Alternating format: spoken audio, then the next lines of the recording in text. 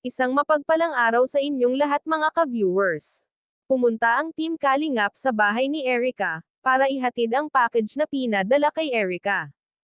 Bago natin ipagpatuloy yan, huwag natin kalimutan suportahan ang ama ng Kalingap na si Val Santos Matubang at si Kalingap Rab.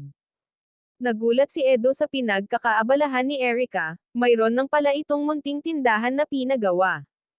Sinabi ni Edo na mayroon ka na palang tindahan, dito daw niya nilaan ang mga pera na natatanggap niya mula sa sponsor. Matipid talaga si Erica sa pera, pinag-iisipan niya talaga kung ano ang gagawin sa pera na natanggap niya.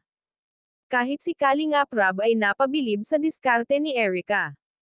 Dito nga nila nalaman na may pinatayo na itong sari-sari store. Tinanong nga ni Edo kung nalulungkot pa rin siya sa mga nangbabash sa kanya. Ika ni Erica, hindi na daw niya pinapansin ang mga nangbabash sa kanya at siya daw ay abala na sa paaralan at sa kanyang munting tindahan. Tama yan Erica, huwag mo nang pansinin ang mga basher.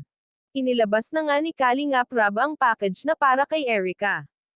Nagulat sila sa laman ng box, mamahalin ang laman nito. Tuwang-tuwa sila habang tinitingnan yun isa-isa. At meron na naman couple shirt para kay Edo at Erica. Tuwang-tuwa sila sa kanilang natanggap, labis ang pasasalamat ni Erica sa natanggap niya, ngayon lang daw siya nakatanggap ng ganun kamahal. Sinabi nga ni Kalingap Rab na huwag na niya masyado isipin ang mga basher, focus na lang daw siya sa kanyang ginagawa. Sinabi nga ni Erica na nakaka-move on na siya, hindi na niya masyado iniisip. Hanggang dito na lang mga ka-viewers, maraming salamat at God bless sa inyong lahat.